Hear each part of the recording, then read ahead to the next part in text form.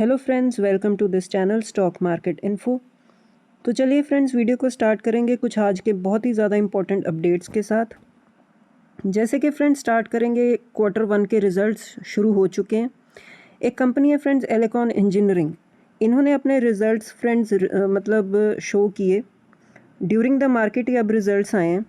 और जैसे कि आप देख सकते हो कि जब कंपनी ने रिजल्ट्स अपने सामने किए तो आप देख सकते हो एक नेगेटिव रिएक्शन आया शेयर में।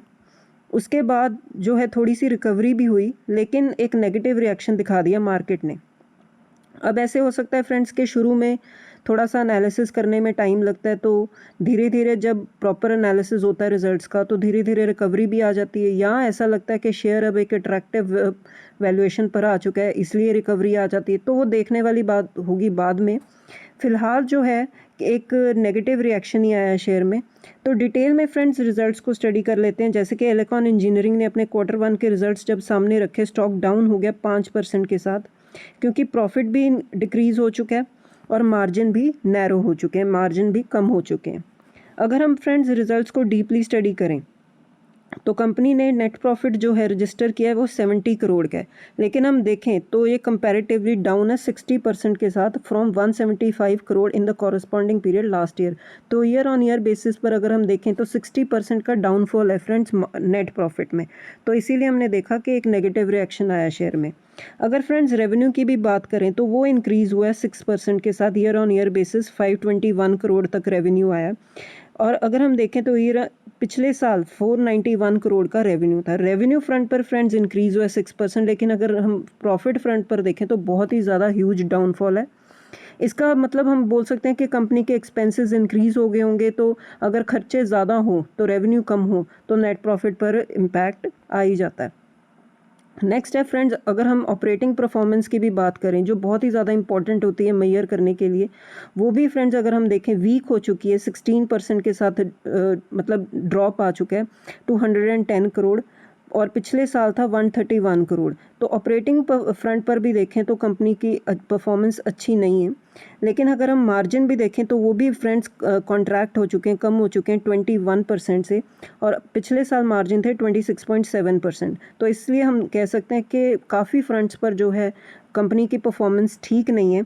इसीलिए हमने देखा कि एक नेगेटिव रिएक्शन आ गया शेयर में।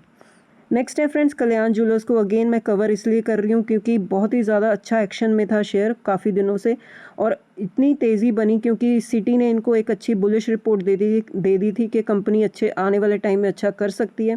तो अगर आप देखो तो पिछले 3 सेशंस में ही फ्रेंड्स कंपनी ने 35% का जंप दिखा दिया। तो बहुत ही तेज़ी, अच्छी तेज़ी बनाई है शेयर ने, कंपनी ने, वो इसी के बेस पर बनाई है कि कंपनी आने वाले टाइम में बहुत अच्छे ग्रोथ दिखा सकती है as per city report. Next है फ्रेंड्स, डिक्सन टेक्नोलॉजीज भी सेम बहुत ही टाइम से एक फॉर्म में, अगर आप एक महीने का भी चार्ट पैटर्न देखो तो 18% से ज़्यादा के जो है तेज़ी दिखा दिया। अगेन फ्रेंड्स, कंपनी में तेज़ी बनती है तो किसी ना किसी रीज़न की वजह से बनती है। जैसे कि डिक्सन टेक्नोलॉजीज़ के लिए बहुत अच्छी खबरें आई हैं क्योंकि ईएमएस सेगमेंट में जैसे कि गवर्नमेंट ने जो है ड्यूटी जो है वेव कर दी है ऑन गुड्स जो ये इंपोर्ट करते हैं, अपनी मैन्युफैक्चरिंग में यूज़ करते हैं। तो इसी के चलते अब कुछ ब्रोकरेज रिपोर्ट्स भी हैं। जब ऐसी न्यूज़ आती है तो ब्रोकरेज रिपोर्ट्स भी जब आती हैं फेवरेबल होती हैं, ब्रोकरेज फर्म्स होती हैं वो इनके टारगेट्स को रेज़ कर देती हैं। तो डिक्सन टेक्नोलॉजीज़ के भी टारगेट्स अब रेज़ हो चुके हैं। काफ़ी ब्रोकरेज फर्म्स ने इनके टारगेट्स रेज़ कर दिए, इसीलिए हमने देखा कि कंपनी में एक अच्छी तेज़ी बनी हुई है।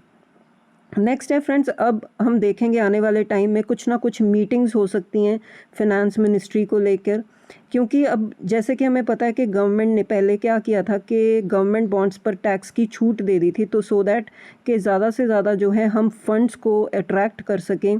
बैंक्स जो हैं ज़्यादा से ज़्यादा जो FCNR डिपॉजिट्स हैं उनको इंक्रीज़ कर सकें, अट्रैक्टिव रेट्स ऑफ़र कर सकें NRIs को। अब इसके लिए गवर्नमेंट ये भी सोच रही है कि इसको और भी पुश दिया जाए, फॉरेन एक्सचेंज को और भी ज़्यादा इनफ्लो को इंक्रीज़ किया जाए through banks and financial institutions. इसके लिए हम देखेंगे कि आने वाले टाइम में हो सकता है कुछ ना कुछ मीटिंग्स हों जिसके लिए कुछ और प्लान्स भी सामने आएंगे। तो इसके चलते फ्रेंड्स आपको बैंक निफ्टी पर फोकस रखना है, प्राइवेट और जो है पब्लिक सेक्टर बैंक्स पर फोकस रखना है, क्योंकि इस डिसीजन के भी चलते पहले जब ये लिया गया था तो निफ्टी बैंक पर एक पॉजिटिव रिएक्शन आया था, निफ्टी बैंक में एक अच्छी तेज़ी बनी थी। तो अगर कुछ ना कुछ और जो डिसीजंस हैं इसमें लिए जाते हैं तो निफ्टी बैंक को आप फोकस में रख के चल सकते हो। नेक्स्ट है फ्रेंड्स, कॉनकोर और गेल ने पार्टनरशिप की है, इसी के चलते शेयर में भी एक अच्छी तेज़ी बनी हुई है। ये जो साइन किया फ्रेंड्स, ये 15 साल का जो एग्रीमेंट है, ये किसके लिए साइन किया? To setup LNG dispensing station in Ahmedabad. तो इसके चलते हम देख सकते हैं कि ये जो एग्रीमेंट साइन किया है तो एक अच्छी तेज़ी बनी हुई है शेयर्स में। नेक्स्ट है फ्रेंड्स, हैवल्स को भी आप फोकस में रख के चल सकते हो, क्योंकि उन्होंने MOU साइन किया है एक नॉर्वे बेस्ड कंपनी के साथ। और किस चीज़ के लिए? To develop and introduce battery energy storage system for the Indian market. तो battery energy storage system friends, ये आने वाले टाइम के लिए एक ग्रोइंग सेगमेंट है। तो इसके चलते हैवल्स को आप फोकस में रख के चल सकते हो, जो इन्होंने MOU साइन किया है। तो ये बहुत बड़ा पॉजिटिव ट्रिगर बन सकता है कंपनी के लिए, क्योंकि ये एक ग्रोइंग सेगमेंट है फ्रेंड्स, क्योंकि हम solar energy, renewable energy system की तरफ शिफ्ट कर रहे हैं। तो उसके लिए हमें जो है ये इस एनर्जी को स्टोरेज भी तो करना पड़ेगा, इसके लिए बैटरी सिस्टम इंट्रोड्यूस करना पड़ेगा। तो हैवल्स इसमें अब ये काम कर रही है। नेक्स्ट है फ्रेंड्स, अब इन्फो एज को भी डिस्कस करेंगे। अगर आप देखो पिछले 5 दिन में 17% से भी ज़्यादा की तेज़ी बनी हुई है शेयर में। वो इसलिए फ्रेंड्स, जब से ये TCS कंपनी के रिजल्ट्स आए, जैसे कि हमने कल देखा, और उससे पहले भी फ्रेंड्स कुछ न्यूज़ निकल कर आ रही थी कि जो IT कंपनीज़ की हायरिंग है ना, वो इंक्रीज़ हो रही है। तो अब ये कंपनी, जैसे कि आप देख सकते हो, इसका नाम ही क्या है? Naukri.com। स्टॉक मार्केट में बोलते हैं इन्फो एज, लेकिन इसको NSE आप टिकर देखोगे तो वो लिखा हुआ है Naukri.com। मतलब नौकरी के लिए इन्होंने डिजिटल प्लेटफॉर्म खोला हुआ है। तो इसका मतलब ये है कि अगर हायरिंग इंक्रीज़ हो रही है, रिक्रूटमेंट्स हो रही हैं, तो इनके पास भी एप्लीकेशन ज़्यादा आ रही होंगी। तो इसी के चलते हमने देखा कि कंपनी में एक अच्छी तेज़ी बनी है। और कंपनी ने फ्रेंड्स जब Q1 के बिजनेस अपडेट्स भी शो किए थे, तो यही कंपनी ने शो किया था कि इनके पास ज़्यादा से ज़्यादा एप्लीकेशंस के जो रजिस्ट्रेशंस हो रही हैं। तो इसी के चलते हमने देखा कि कंपनी में एक अच्छी तेज़ी बनी हुई है। लास्ट में फ्रेंड्स कवर करेंगे अपोलो माइक्रो सिस्टम को, जिसने 41% तक का स्टेक फ्रेंड्स प्रीमियर एक्सप्लोजिव्स में खरीद लिया 1550 करोड़ का। तो पॉजिटिव न्यूज़ थी कंपनी के लिए, जिसके चलते हमने देखा कि कंपनी में भी एक एक्शन बना हुआ है। तो ठीक है फ्रेंड्स, इस वीडियो में इतना ही। अगर आपको वीडियो अच्छा लगा हो तो वीडियो को लाइक कीजिए, शेयर कीजिए, चैनल को भी सब्सक्राइब कीजिए। मिलते हैं नेक्स्ट वीडियो में। Till then bye bye.